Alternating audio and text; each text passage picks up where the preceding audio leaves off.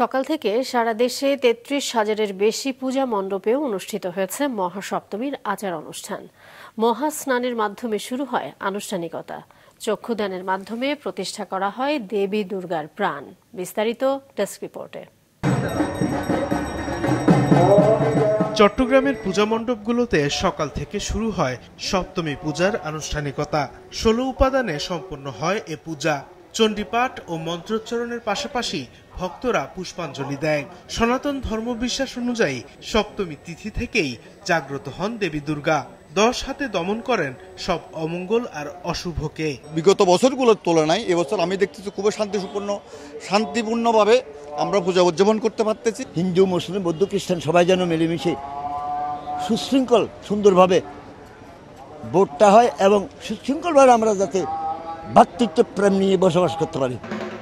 বরিশাল জেলায় ৬৪৪টি পূজা মণ্ডপে কল্পারম্ভ ও বিহিত পূজার মাধ্যমে মহাসপ্তমীর আচার অনুষ্ঠান পালন করেছেন পুরোহিতরা। উৎসবকে ঘিরে মণ্ডপগুলোকে সাজানো হয়েছে। আমরা মার কাছে চাই যে সবাই ভালো থাকুক। প্রার্থনা করছি যাতে বরিশাল শহরের সব পূজা মণ্ডপের পূজাগুলি সুন্দর এবং সুষ্ঠুভাবে উদযাপন করতে পারি। মা আমাদের সবাইকে যেন আশীর্বাদ করে, আমরা যেন প্রতি বছর এরকম মার দর্শন করতে পারি।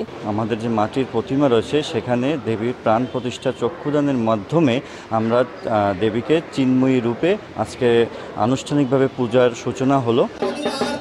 এদিকে যশোরে ৭০৬টি পূজা মণ্ডপে দেবী দুর্গার প্রাণ প্রতিষ্ঠার পর পুষ্পাঞ্জলি দিয়ে দেবীর কাছে দেশ ও জাতির মঙ্গল কামনা করেন ভক্তরা। মায়ের কাছে আমরা প্রার্থনা করলাম সমগ্র মানব জাতির যাতে মঙ্গল হয়।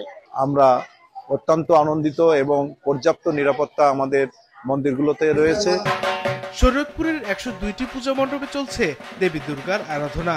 নেত্রকোনারও ৫১৯টি পূজা মণ্ডপে দুর্গা ভক্তরা সকাল থেকে ভিড় করছেন দেবী দর্শনের জন্য।